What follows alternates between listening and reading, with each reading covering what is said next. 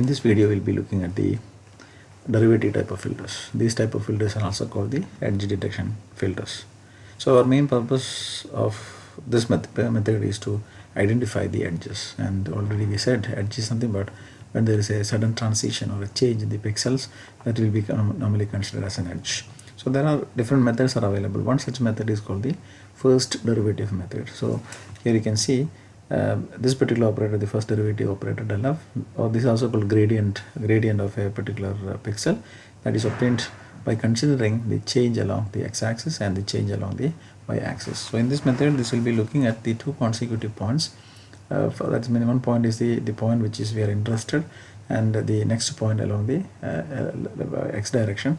This will consider the pixel with respect to the next point along the y direction. So this consider the change in along the x direction and along y direction one by one bit or one location, and identify the change. If there is a change, and that change will be reflected, and if there is no change, it will be 0. So when there is an edge or sudden change in the transition, that point will be reflected. As you know, differentiation always give you the rate of change. So if there is no rate of change, or if there is no change in the pixel or the intensity level, its value will be 0.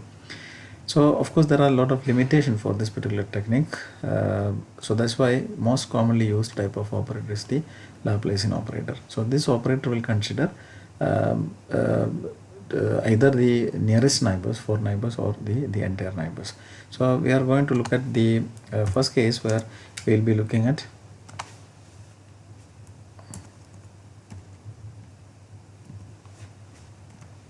the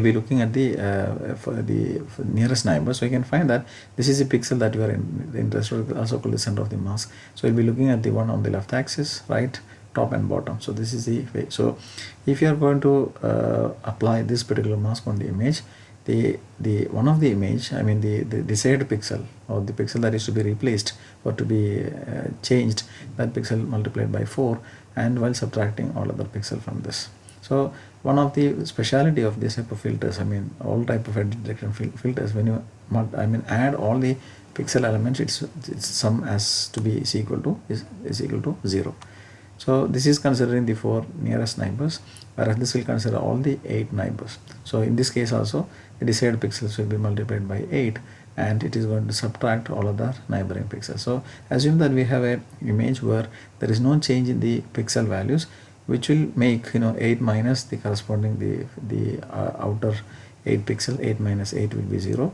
So this is the way of how the high pass filter that can be implemented. Now let us look at how we can implement the same thing using MATLAB. So these two, just to clear an CLC, like a routine kind of statement.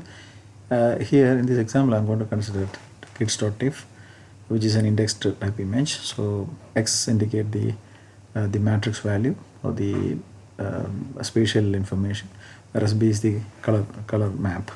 So then most of this spatial filtering, that is we can use a grayscale image. So that's why we are just changing the given image, which is the indexed image, into grayscale by using this particular command. We just display the image first, which is imshow A. So if you run the program, we'll get the image like this, which is the original image.